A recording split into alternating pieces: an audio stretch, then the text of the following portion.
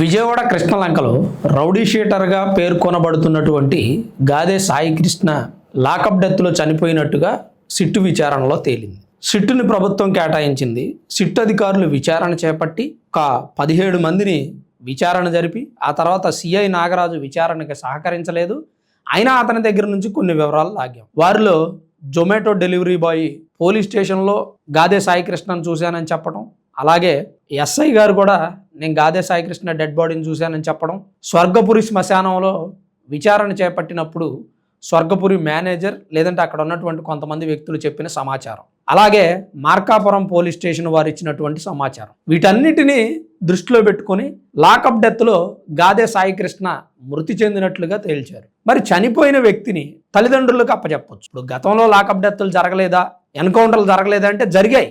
అప్పుడు ఏదో ఒక కల్లబొల్లి కబుర్లు చెప్పు, ఏదో ఒక మాయ మాటలు చెప్పు, మరి క్రిమినల్ మాకు ఎదురు తిరిగాడు, మమ్మల్ని చంపబోయాడు, లేదా చుట్టుపక్కల ఉన్న వాళ్ళకి ప్రాణహాని ఉందని అతన్ని చంపేశాం అని చెప్పి ప్రెస్ మీట్లు పెట్టి ముసలి కన్నీరు గార్చి ఆ డెడ్ బాడీని అతని బంధువులకు అప్పగించేవారు. ఇది మొన్నటి వరకు జరిగినటువంటి తతంగం. సాధారణంగా ఎన్కౌంటర్లో లాకప్ డెత్తులు అంటే ఇవే జరుగుతాయి. లాకప్ డెత్ అంటే క్రిమినల్కి హెల్త్ బాగాలేక చనిపోయాడను, లేదా అతని మానసిక స్థితి బాగలేక జైల్లోనే ఉరేసుకొని చనిపోయాడనో, గోడకి తల బద్దలు కొట్టుకొని చనిపోయాడనో ఒక కథ సృష్టించి ఏదో ఒకటి చెప్పి అప్పచెప్పేవాళ్ళు లాకప్ డెత్తులు, ఎన్కౌంటర్లు. అలా కూడా చేయకుండా గాదే సాయి కృష్ణ చనిపోయిన తర్వాత వీళ్ళే డెడ్ బాడీని డిస్ట్రాయ్ చేసేసారు. స్వర్గపురి శ్మశానానికి వెళ్ళారు, అక్కడ శ్మశానంలో అనాథ శవం అని చెప్పి ఒక లెటర్ ఇచ్చారు. మరి వీళ్ళు పోలీస్ డిపార్ట్మెంట్ కదా, మరి శ్మశానం వారు కూడా నమ్మేస్తారు.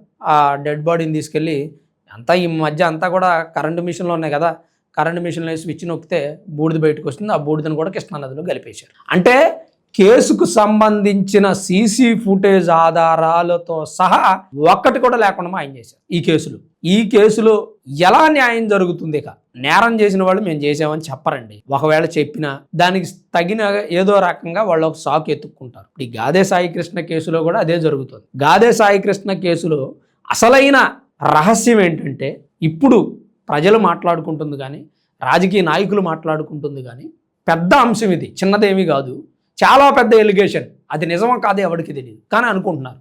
అదేంటంటే ఒక ఎంపీని హత్య చేయడానికి కుదుర్చుకున్నటువంటి ఒక ఒప్పందంలో ఆ గ్యాంగులో సాయి కృష్ణ కూడా ఒక వ్యక్తి అని చెప్పి వార్తలు బయటకు వస్తాం. మరి ఆ ఎంపీ ఎవరు? సిట్టింగ్ ఎంపీయా, లేదా మాజీ ఎంపీయా, లేదా పక్క స్టేట్లో ఉన్న ఎంపీయా? ఎవరి మీద హత్య ప్లాన్ చేశారు? అసలు ఆ గ్యాంగ్ ఎవరు? ఆ గ్యాంగ్లో గాదే సాయి కృష్ణ ఎందుకున్నారు? ఆ ఎంపీ ఎవరో చెబితే గాదే సాయి కృష్ణను అడ్డు తొలగించారు అనేటువంటి వార్తలు వస్తాయి. అసలు ఇది నిజమా కాదా? మరి ఎందుకు ఇలాంటి వార్తలు పుట్టిస్తున్నారు? గాదే సాయి కృష్ణకి నిజంగా అంత సీన్ ఉందా? 23 కేసులు ఉన్నాయి కూడా చిన్న చితకా కేసులు అని చెప్పి అంటూ ఉన్నారు. ఒకటేమో మర్డర్ కేసు అట, ఒకటేమో పోక్సో కేసు, ఒకటో రెండో చిన్న చిన్న దొమ్మి కేసులు, గొడవలు, తన్నుకోటాలు, గుద్దుకోటాలు. చెప్పి కదా గాదే సాయి కృష్ణ అంటే చిచోరా, కేటీఎం డూక్ బళ్ళు వేసుకొని రోడ్ల మీద విచ్చలవిడిగా తిరిగి ఆడి మీదకి ఇడి మీదకి వెళ్ళి బండి దూకిచ్చి కొట్టి ఆయన చెంపదెబ్బలు కొట్టి తుపా అని 2 గాల్లో ఎగిరి దూకి ఇలా చేసేటువంటి క్యాండిడేట్. ఆ క్యాండిడేట్ సరే తొండ ముదిరి ఓసరవెళ్ళైనట్టు ఆ క్యాండిడేట్ ముదిరి ఫ్యూచర్లో రౌడీ షీటర్ అయ్యాడు. తన మీద 17 సంవత్సరాల నుంచే కేసులు ఉన్నాయట. అంటే సుమారు ఇప్పుడు 28 ఏళ్ల నుంచి అతని మీద కేసులు ఉన్నాయి. 23 కేసులు, 25 సంవత్సరాల వయసు. ఇలాంటి దారుణాలు ఎక్కడ చూస్తామండి? మన స్టేట్లోనే చూస్తాం. ఆ తల్లి ఆవేదన అందరికీ అర్థమవుతుంది. నాకు కూడా తెలుసు ఆ తల్లి ఆవేదన ఏంటి. ఆమె బాధపడుతోంది, ఇంతలా రోధిస్తోంది. అరే డెడ్ బాడీని అప్పచెప్తే బాగుండేది అని. పోలీసులు డెడ్ బాడీని అప్పచెప్పడం తప్పు, లాకప్ డెత్ చేయడం అంతకంటే పెద్ద తప్పు, క్షమించరానటువంటి నేరం. కానీ తోటకూర కాడ దొంగిలించినప్పుడే కొడుకుని కంట్రోల్లో పెట్టుకుంటే రాజుగారి కోటలో బంగారం దొబ్బుకురాడు కానీ మన పెద్దలు చెప్పేటువంటి సామెత ఒకటి ఉంది. ఇప్పుడు తోటకూర కాడ తెచ్చానమ్మా అని చెప్పినప్పుడు సంతోషపడి నువ్వు కూర ఉండేవనుకోండి, వాడు రేపొద్దున రాజుగారి కోటలోకి చొరబడి బంగారం ఎత్తుకో. రాజుగారు ఏం చేస్తాడు? ఒక 1000 కొరడా దెబ్బలు విధిస్తాడు. ఆ కొరడా దెబ్బలకి ఇటు చచ్చిపోతాడు. ఇది పాత సామెత. ఇప్పుడు ఇక్కడ ఈ తల్లి మిస్టేక్ కూడా ఉంది.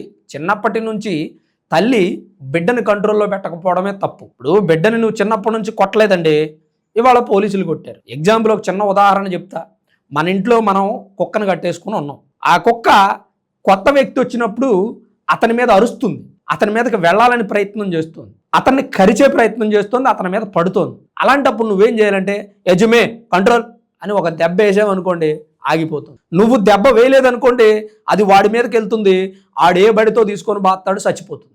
లేదా రాయి తీసుకొని కొడతాడు, ఆ కుక్క తగిలింది కాక వచ్చి నీకు కూడా తగులుతుంది. ఆ కుక్క బతకొచ్చు, సావచ్చు, లేదా ఆ కుక్కను పెంచినందుకు నువ్వు కూడా అవమానాలు పడవచ్చు. అంటే ఇక్కడ కొడుకుని కుక్కలాగా పోల్చానని మీరు బాధపడొద్దు. కుక్క గాడిద అని తల్లిదండ్రులు తిడుతూనే ఉంటారు నిత్యం కొడుకుల్ని, కూతురుల్ని. తప్పు కాదు అది. కొడుకు ఎప్పుడైనా తల్లిదండ్రుల దగ్గర నేర్చుకోవాల్సినటువంటి వాడే. తల్లిదండ్రులు ఎప్పుడు కొడుకుకు నేర్పాల్సిందే. అంతేగాని ఇలా విచ్చలవిడిగా వదిలేస్తే అతని మీద 17 సంవత్సరాల వయసు అప్పటి నుంచే కేసులు నమోదవుతుంటే ఈ తల్లి ఏం చేస్తుందండి? ఒక్క మాట చెప్పండి. మేనమామలు కూడా ఇవాళ వచ్చి గట్టిగా మాట్లాడుతున్నారు. మేనమామలు ఆ రోజు వాడు తప్పు చేసినప్పుడు ఒక చెంప దెబ్బో చెప్పు దెబ్బ కొట్టి కంట్రోల్ చేయలేరా? చేయలేదు కాబట్టే ఈరోజు మీరు ఇంత బాధపడాల్సి వస్తుంది. ఆ తల్లి కడుపు కోత ఎవరు తీర్చగలరు? ఆమె తీర్చుకోవాలి. మొదటిలోనే కంట్రోల్ చేసుకుంటే సరిపోయేది. పిల్లలు అన్నాక తప్పు చేస్తారండి. పెద్ద వయసు వచ్చే కొద్దీ మార్చుకునే ప్రయత్నం చేయాలి. చిన్నప్పుడే వాళ్ళని కంట్రోల్ పెట్టుకోవాలి. మొక్కాయి వంగనేది మానవ రంగున అని పెద్దోళ్ళు ఏం పిచ్చోళ్ళే చెప్పారా? వాళ్ళకి పని లేక చెప్పారా?